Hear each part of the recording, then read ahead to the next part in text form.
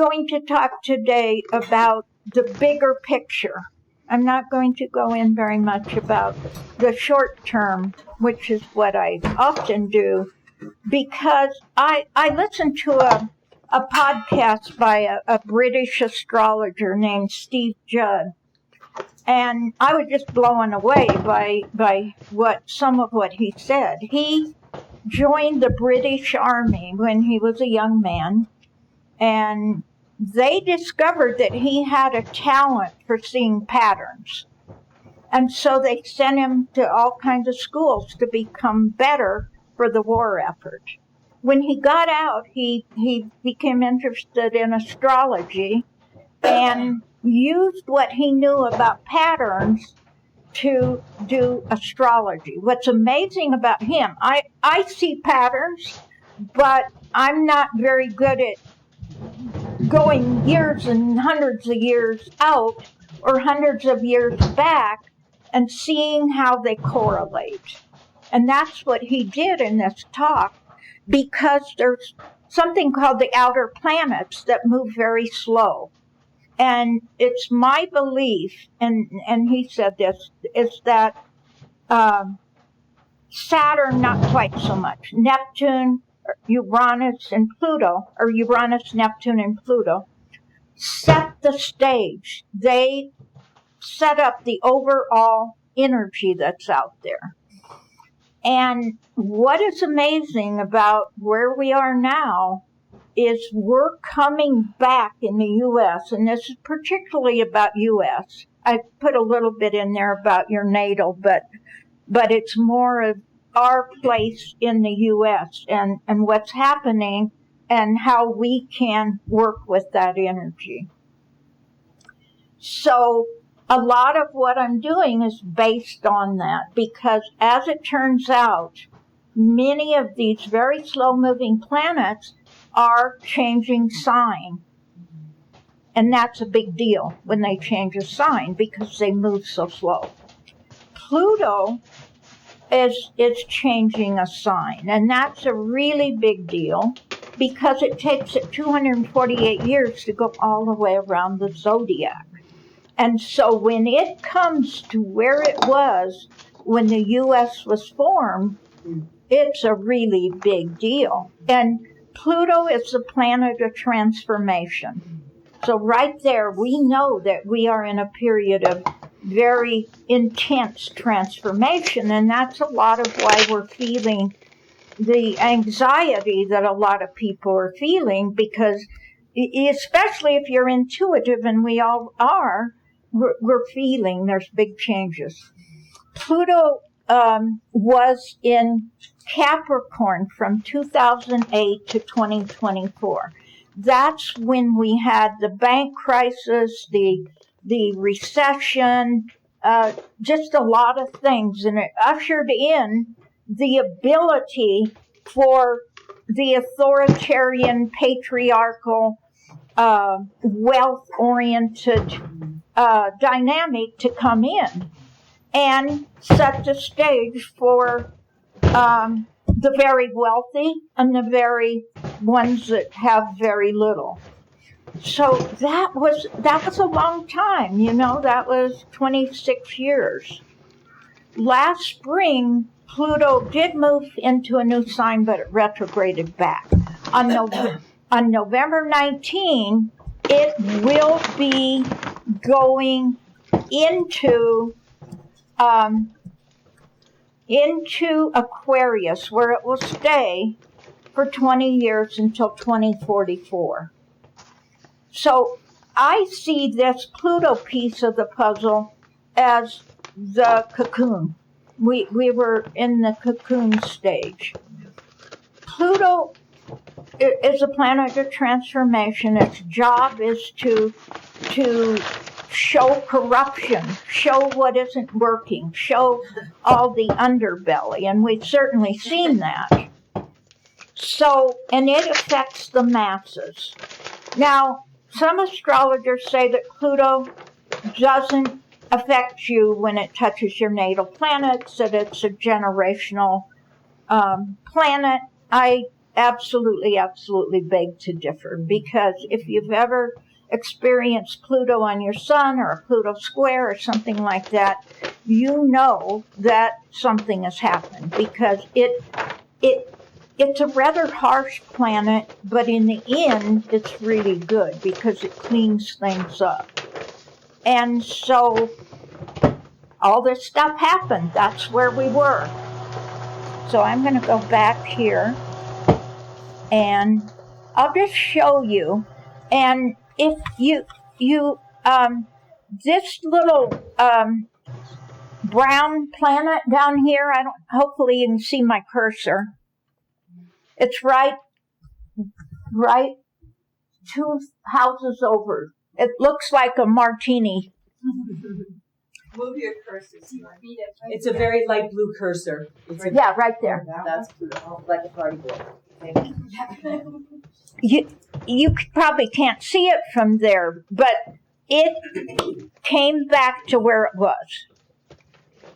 That is huge. That's huge. That's how can we set up the next 248 years to be different? And with all these planets changing signs, I think there's some very hopeful things. Very chaotic, I'm going to warn you, but it's very hopeful. Okay. So this, and I think I'll just get up and kind of show you here. This isn't too important, except I want you to understand the movement of the planets. So we have the real fast-moving planets, Mercury, Venus, Mars. They trigger things, and they move really fast because their orbit is very tight. So, and then there's Jupiter and Saturn and Jupiter's way, or Jupiter, where are you here? They're the connecting between the fast-moving planets and the very slow-moving planets. So these kind of communicate through there. What I'm mainly talking about today is Uranus. It takes 84 years to go around. I hope to see my Uranus in 3 years, my return, and I'm already working on, what's going to happen and how can I make it be the right thing. Neptune takes 165 years, so humans never see that. So it's changing sign. That's a big deal. Uranus is changing sign. That's a big deal. Saturn is changing sign. That's a big deal. Pluto, I already talked about, changing sign. But my point then is when, say, Mars goes around and contacts Saturn, or contacts Uranus or Pluto, then in your birth chart, if you have a planet there, you feel it and it gets triggered. So in the U.S., of course, I'm talking about its birth chart, so that's part of it. Does anybody have any questions on that? You don't need to know it, but it's just a little bit of explanation. Okay, Pluto into Aquarius, I talked about that. All of the outer planets, Uranus, Neptune, and Pluto, and also Saturn, will be moving to 0 degrees of a sign. That's like reset, reset, reset. Absolutely not even maybe. And it's so significant. I mean, Mars goes around there quickly and so we don't pay too much attention. But when these outer planets go to 0 degrees, we know that things are changing big time. Now, I want to warn you, we won't feel it tomorrow. I mean, we'll feel it, but along, say, May, we may say, oh, I thought things were going to be better. Well, they may not. They may look worse. But we have to keep in mind this is a long-term thing. And we're building. We don't want to be where we are now in 20 years. So 3 of the outer planets will move to an Aries point also called a world point, and that's why I put the world up there. That means, a world point means that 0 degrees Aries, when a planet is there, affects the whole world. It's not just your chart, it's the whole world. And it's not just the U.S. chart. So what's the big deal with the Aries point? It brings in the pure, undiluted essence of a sign. In other words, we are going to feel so much Aries energy. And if you're an Aries or even a Cancer, Libra, or Capricorn, you will especially feel this energy. It will be forming what's known as a square to Cancer, Libra, and Capricorn. That's known as a challenge. So it may be feeling a little challenging, but it also causes you to want to act and do something and accomplish something.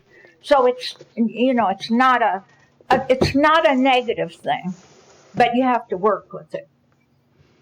When a planet, over the next. Well, the next slide I have is Neptune goes into Aries in March. Okay. But we're already feeling it. Okay, There's that's big good. energy already in Aries. And, I had to leave some things out. But I could talk 2 hours instead of 45 minutes. So anyway, a planet at a cardinal point lights up the entire chart. A planet at 0 degrees, any planet, when it enters a new sign, is very powerful. It's like hitting the reset button. So even if you have 0 degrees in your natal chart and a planet goes over there, that is triggered. Any questions so far? Okay, the first one, Pluto moves into Aquarius. The first one to move into Aries is Neptune. And that's on March 30, 2025. So the last time Neptune was at 0 degrees Aries was in 1861 at the Civil War. Because Neptune dissolves and crumbles old structures. And we're seeing that right now. The old structures are starting to fall, and the people, the old politics and the economies and the religions, they're fighting tooth and nail to keep the old in force. And we're already seeing that. They struggle to maintain the power base. And young people, because Aries rules young people, new ideas, new ways of doing things, new problem solving. Your sense of identity becomes more empathetic and intuitive, because Neptune rules intuitive, dreams, being empathetic, compassion, inclusion. Very spiritual planet. And the thing that I came to understand was that Neptune was in Pisces for a very long time.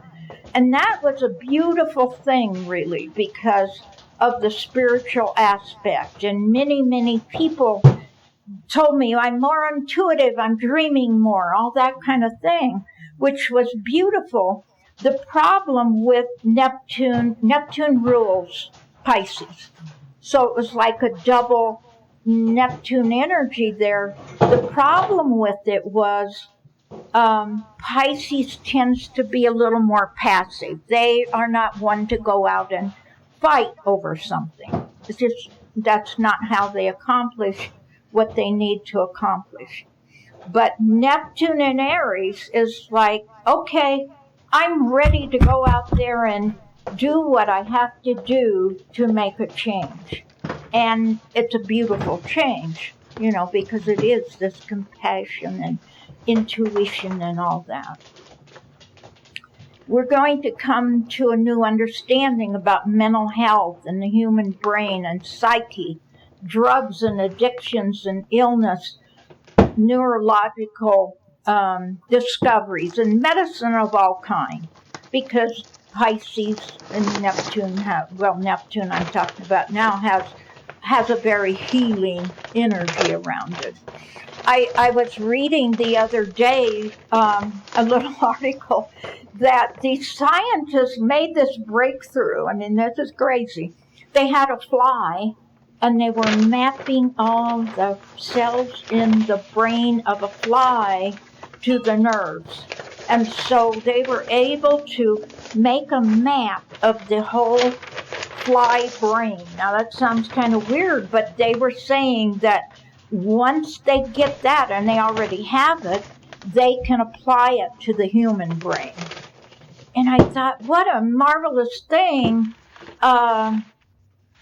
for head injuries and Alzheimer's and addictions and all of these brain issues that we have.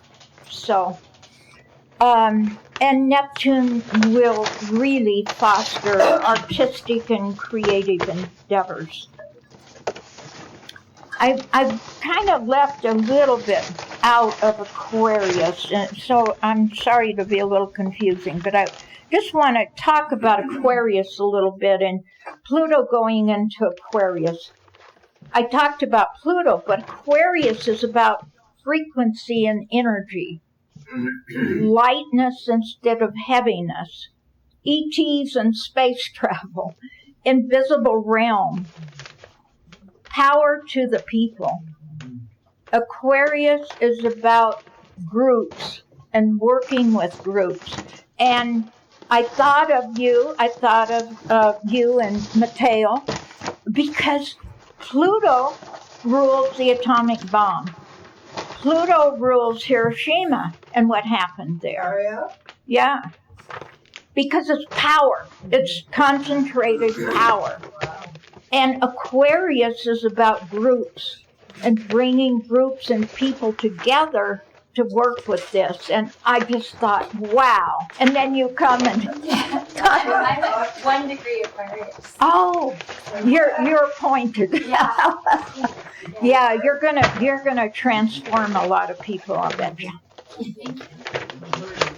Yeah, you already do, but she's just getting started at a young age, and power to the people and power to the young people, right? Power for freedom. Power to be what you are. I think we're going to hear a lot of stories or a lot of talk about gender diversity and all of that, because that's part of that. Do I dare be who I am? Or do I have to, give in to the ruling thought on this? And that's why you'll see that there is some possibilities of war of some kind. Because of that freedom, we're all feeling, I want more freedom, I want more freedom. Doesn't have to turn into a war, but that kind of energy is definitely out there. Okay, and then Aquarius makes contributions valuable to the whole, not just to self. Aquarius in your birth chart is also about yourself within the group. How can I be myself and still bring forth the group ideals? Or it's being you in a group and speaking up for something that the group doesn't fit with what you want, or speaking up, that sort of thing. Okay, sorry for the backtrack, but I thought that was important.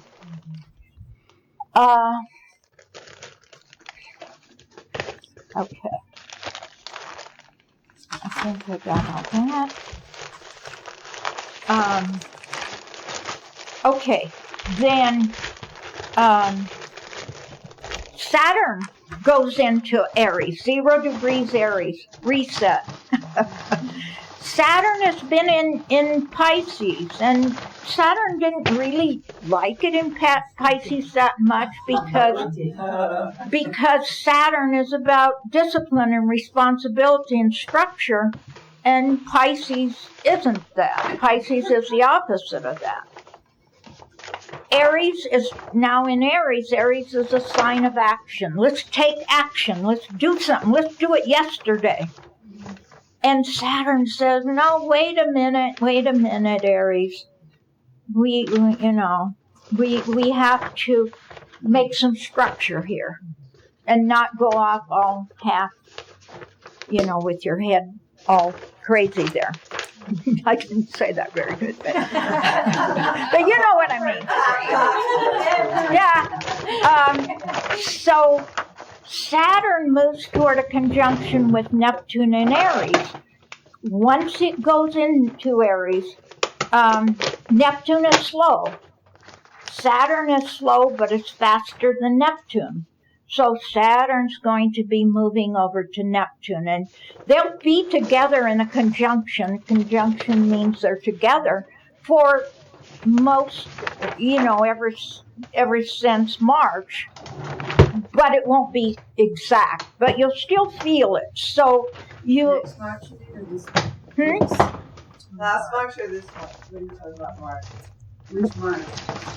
Next year.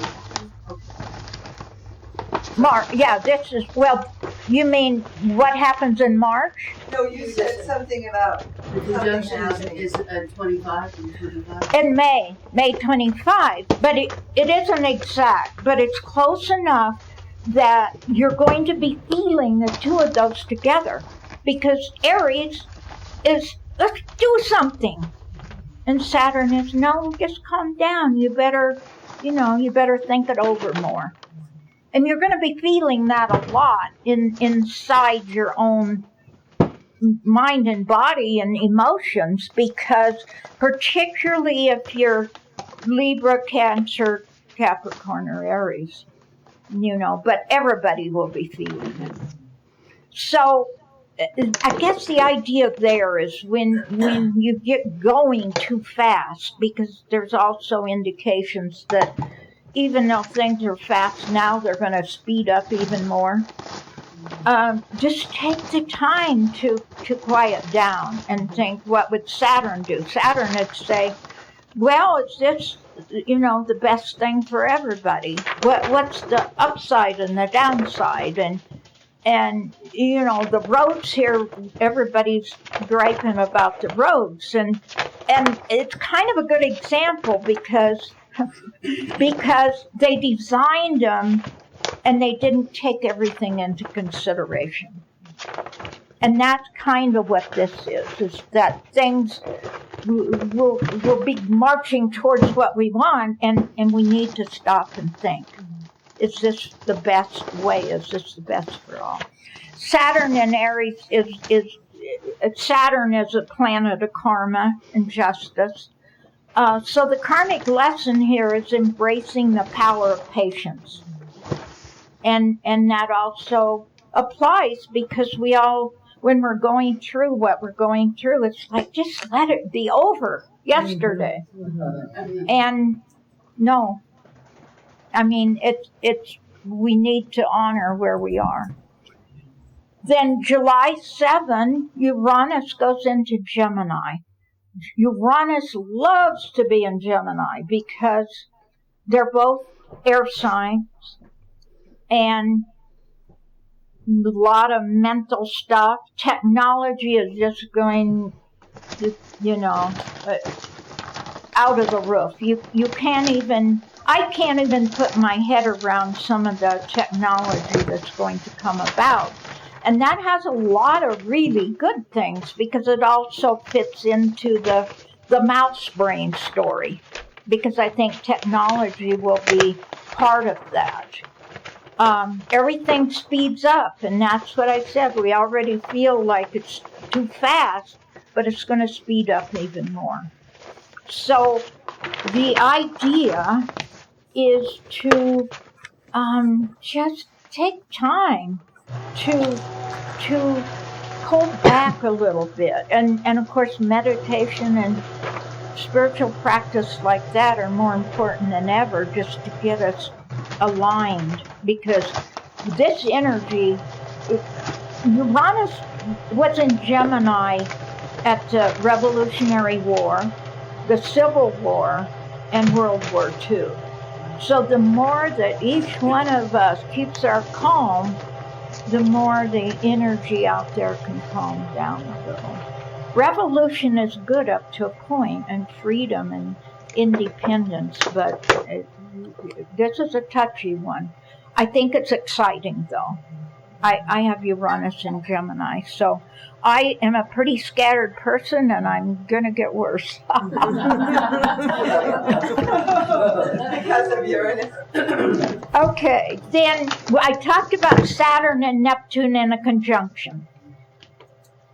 So they come to the closest point of a conjunction in 2025 on August 12, and they're also joined by the moon. This is, I think this is quite of an amazing time, because Saturn is limitation. Neptune is dream the impossible dream. Saturn is responsibility. Neptune is imagination. Saturn is hard work. Neptune is intuition. Saturn is boundaries. Neptune is no boundaries. Saturn is structure, and Neptune is creativity. Saturn is, I'll believe it when I see it, because it's very down to earth. Neptune is, we can all know everything without ever knowing how. And so this is, I think this could be an amazing manifestation point. It's that because when you manifest, you need to set your intentions, which is Saturn. The moon brings in the emotion. The more emotion you have when you want to manifest, the quicker it will manifest and the stronger it will be. So you have your emotions, you have your Saturn, and Neptune lets you dream the impossible dream, because the quickest way to stop a manifestation is to say, oh, it can't happen. But Neptune says, no, we can all know everything, dream the impossible dream, let me put some hard work and responsibility with it, and a bunch of emotions, and we can manifest. So mark down August 12 and right around that time, because I think How long will that last? the Saturn and Neptune actually is lasting all the way from May 25 onward for a few months. The moon will only be there for a couple days before and after. So August 10 to 14. But most of this is here. Most of that time, it just, the moon sparks the energy and puts the emotions in it. So you start working on it way before then, and then when the moon comes in, moon triggers, when you get into advanced astrology, you learn that conditions are set up by the outer planets, and the inner planets move it along, and when the moon hits that point, bingo, something happens. So here we have a really good thing. So the moon comes in at August 12th. Well, the moon moves every 2.5 days. Oh, Yeah, sorry. so you're going to feel that probably August 10 with the moon to August 14 or so. But it's going to be there even without the moon. And remember, this is at 0 degrees Aries, the cardinal point and world point. So even on the big picture, something manifesting something around peace or, that sort of thing. But you can use it in your personal chart, too. The energy's the same. Doesn't matter.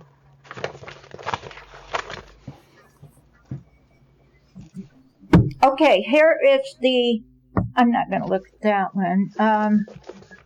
Okay, I'm not going to go into this a lot, but this is the U.S. chart at the election, and I already talked about this Pluto here, right here, and then Mars is up here right at that Aries point, and these are pretty much Aries point too. They're just a couple of degrees off. So yeah, there will be anger and chaos. We already knew that, but it shows up in the chart. But what I next want to talk about is this Chiron down here. Can you see? This little key thing.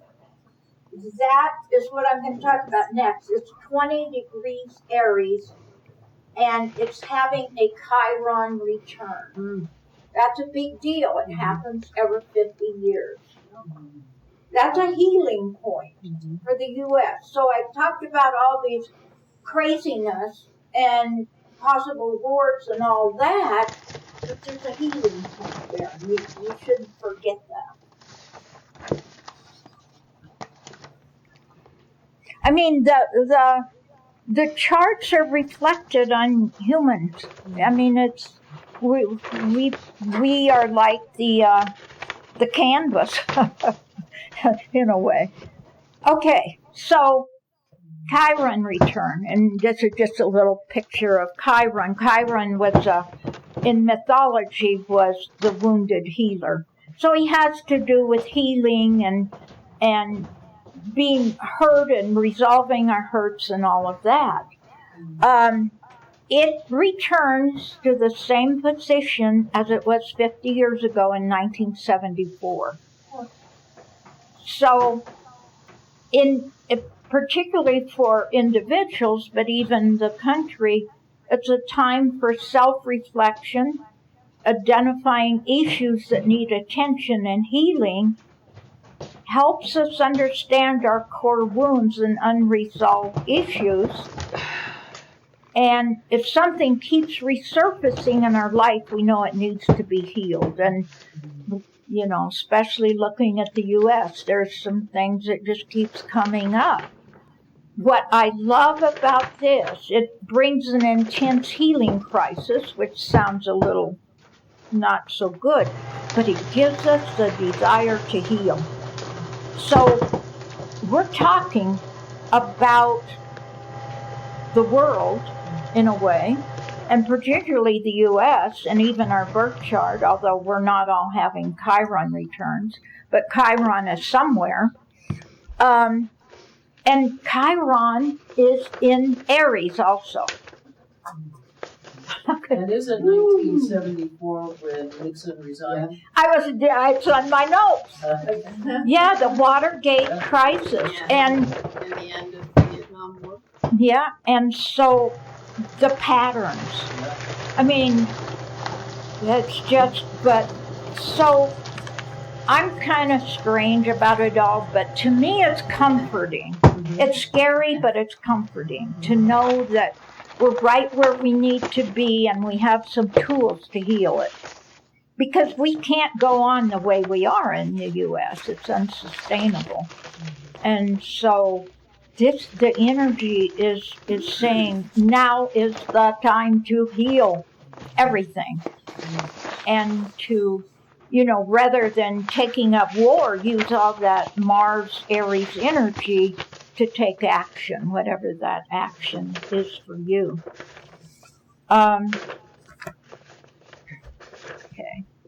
Okay, then reflection.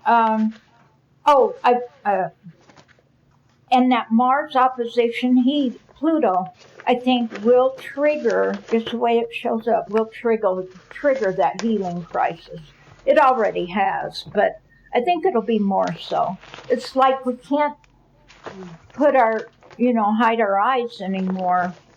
And I'm not really talking about people here because we all know and we've all meditated on it and sent peace and all that. But I really think that the world and the U.S., the citizens, Pluto rules the masses, will come to an understanding of this and start to change their way of reacting. It could get worse before it gets better, but boy, is there a lot of opportunity in here. It's all over the place.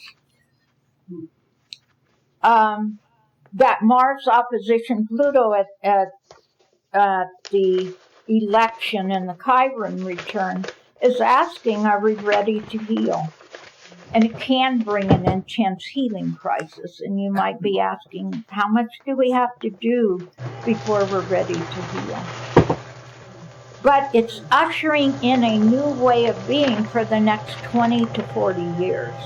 So this isn't about 2025 in a way. It's about 2025 being the gate or the portal to bring about changes over the next 20 to 40 years.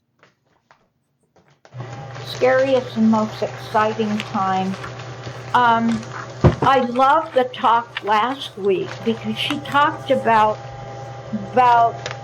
looking, whatever's out there, looking inside and saying what needs to be healed inside me that's being reflected out there. And I love that. And it almost stopped me, like I really need to think about this. It was excellent. And I think that's what we need to do with this.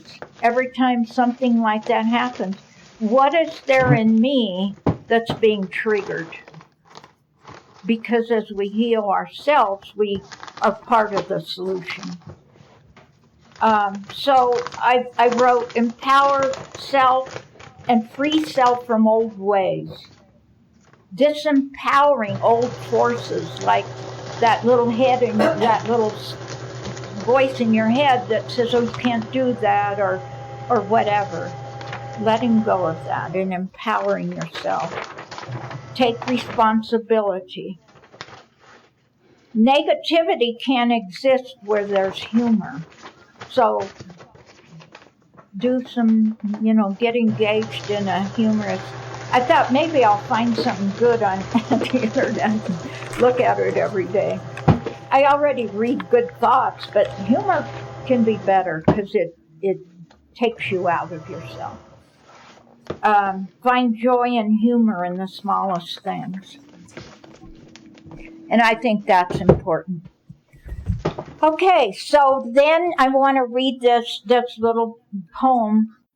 And remember I talked about, well, maybe I didn't, but I should have, about Pluto and this whole thing being a birthing process. We're not yet birthed, and we're going through the birthing pains. Or the cocoon, Pluto in Aquarius is like, when it was in Capricorn, it was a cocoon. It was kind of ugly and it was all scrunched up and looked like a worm. And as it goes into Aquarius, it becomes like a butterfly. It lightens everything up. Pluto's still Pluto, but the energy is lighter. It makes us feel that we can do something. So this says, and just when the darkness became too much to bear and the struggle too hard, the light broke through and the caterpillar emerged a butterfly, delicate but unbroken, wild and gentle, finally free to spread its lovely wings and fly away on the wind. And I love that because the light broke through. And the energy, it's delicate but unbroken. We have to handle this new energy carefully and do it right. But wild and gentle, the freedom aspect. Finally free to spread its lovely wings and fly away on the wind. And then I have the last one. You can't calm the storm, so quit trying. What you can do is calm yourself. The storm will pass. And I think that should be our mantra for at least all of 2025. And that's it. Wow, that was beautiful. Thank you. I'm going to move my chair back, but can we open it up for some questions? Yeah, Great. If anybody has anything, please go right ahead. I didn't touch as much on your personal chart because I just had so much, but Is there a date of Apex where Kyra is in that position that we were talking about? We saw dates for other stuff, but is there? When Chiron enters Aries. When Chiron is in return. Is that? oh yeah, look at your birth chart and Oh. find that little green key looking thing. Okay. And then look at the transits. And when Chiron comes back to the degree that it is in your birth chart, that's your Chiron return. And you won't feel it. I mean, you won't have it until you're 50. Right. It'll happen when you're 50. But you're still healing yourself. What about on the U.S. birth chart? Is there a date? Well, 50 years ago, Sometime. that was the Watergate. Yeah. And the war. And so we learned some things about it, but we obviously didn't learn enough or heal ourselves enough. So we're going to do it again, and hopefully you're young enough in 50 years, hopefully you can look back and say, hey, we did good. I think it's election day. I think you were looking for the date. She would. Oh, well, yeah, let me pull that up. Yeah, the date of Okay. the Chiron return. Yeah. I think it's the U.S. election time.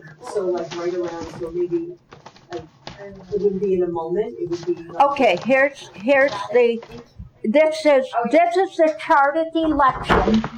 So right on the election, Chiron has its return. If that isn't a message to us, and honestly, this is just me. In some ways, I'm not concerned about who gets in because these energies are out there. And if the wrong person gets in, it's just showing more healing needed and it won't last. So, yes, I'm concerned, but I'm not just totally all worried about it because the energies are not going to support the negative. And it is time for the people. So the people Time are for going to the rise people. regardless of who gets in. It's going to be about the people. Absolutely about the people. And groups. People, where the sun shows up there, the yellow circle with the dot in it, that's Aquarius's house. It's the 11th house of the birth chart. That's the house of groups and coming together as a group and accomplishing a lot as a group and friends and hopes and wishes, actually. So there's the chart, and guess where the sun is? In the 11th house is hopes and wishes. So it's going to be chaotic, but I'm still optimistic. Could it be any more chaotic? It could. Yeah, a lot actually. Yeah. But on the seatbelt. Especially when Uranus goes into Gemini. But if we hadn't had the Revolutionary War, we'd still be back in England. That would be good. The king. Oh well, it could. We don't know. And Ruby, I have a question. One of the first significant wars in this country was the Phillips War, where the native people rose up against the settlers, but they were defeated, and that was in 1675 to 1678 was that period of time. And to me, that was a significant meeting in this land, in this country. It kind of set a precedence for how the country would move forward. well, I'm not familiar with that, and I wish I don't have my computer today. But that was 1675. Yes. I'll look it up because I'll bet you anything there was something similar going on, and that little thing here, the South Node, is in the chart, anybody's chart, is what we brought with us. It's the old stuff. It's in Aquarius. And so that means that we did bring a certain idea of groups and all that, but we're moving towards Leo, which is individual working within the group to make things happen in a positive way. I don't know if that answered because I'm not up on that date, but definitely we carry that energy.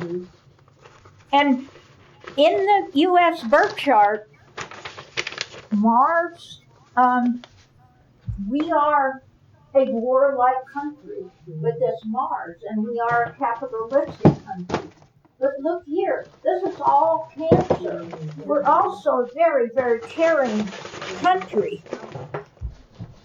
And I gave a talk years ago where I said, though all that Cancer energy is a Statue of Liberty. Bring me, you're tired, you're poor.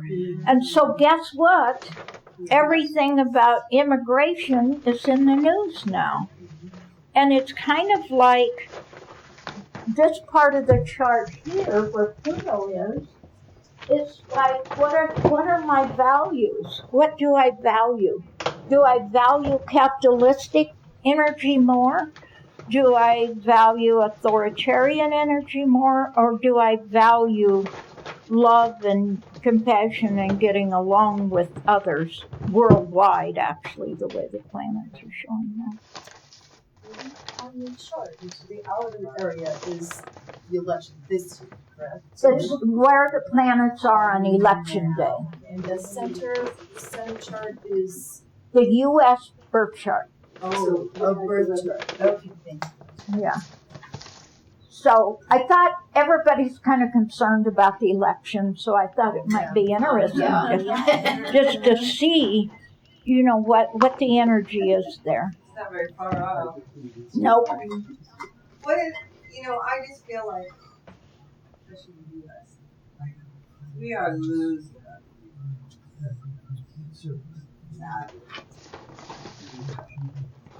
Losing our what? Freedom. Yes. That what do you call it? Not Unitarian. Authoritarian. We're more authoritarian than democracy. Well, we're moving that way more, too. So, part of the way the planets are going to be, how that happens, affect us, gaining our freedom. Well, Uranus into Gemini is the trigger for freedom. It is? Yeah. And that's why there could be wars at that time, because it's like, I don't want to put up with this anymore. Yeah, I want to be free, so you get a civil war. I hope we don't have a war. I think that the energy can go either way, but I think there's enough there that we don't have to go there. And I actually like that world point concept because that brings in other countries into the mix. It's not just us. But yes, freedom is a big thing. We need to see the end of war. I think there's a lot of different definitions of freedom. Yeah, that's a good point. I don't feel like I'm not free. I feel like Well, and as I shared maybe several times in this room, the book that I was reading by Timothy Snyder was Recent Book on Freedom. The point is we're moving from freedom from to freedom to. I love that. So we aren't in the freedom from bigotry and freedom from moving into freedom to be joy, freedom to love. So just hold that. Yeah. That's where we are moving at this time. And I don't know how that shows up in the stars, but I think it just showed it to us. Yeah, and when I first started working on this, I thought, my God, how am I going to tell everybody this? Because it's kind of scary showing these patterns of It's okay. war. And my son said, well, it's there, just talk about it. And so I did, I really thought about it a lot. And I think it's good to recognize that energy is there. I'm not telling you anything new that you didn't already know. But to realize kind of what Janae just said, that we can do whatever little thing we can do to, I think Pluto in Aquarius, Pluto rules the masses. And so anything where you bring together the masses,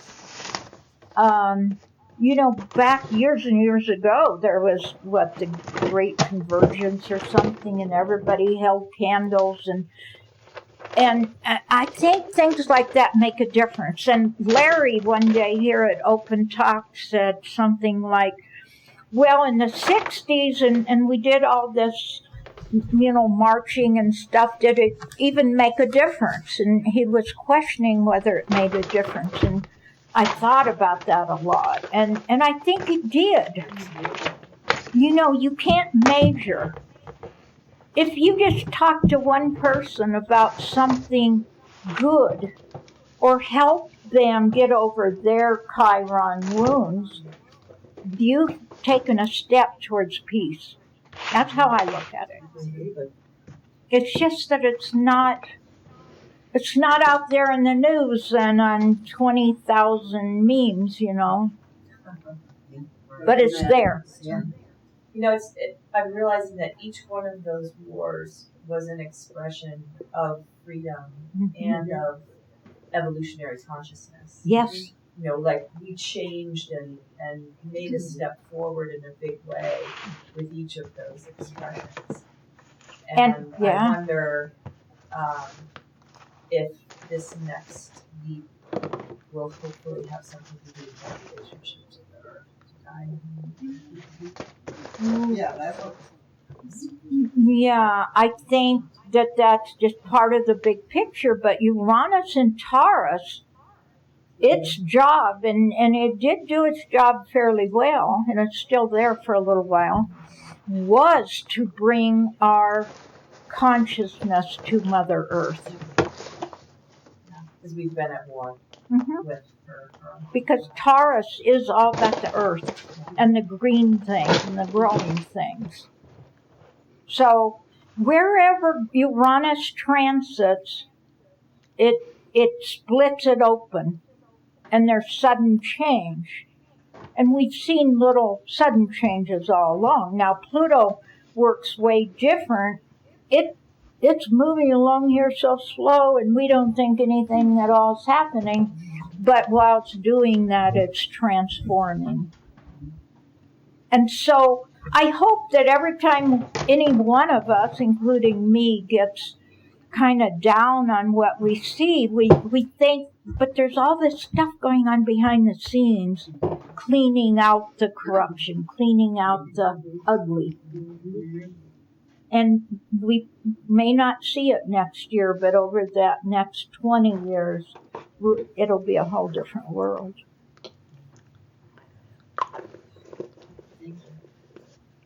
Well, thank you, Ruby. You're welcome. That was just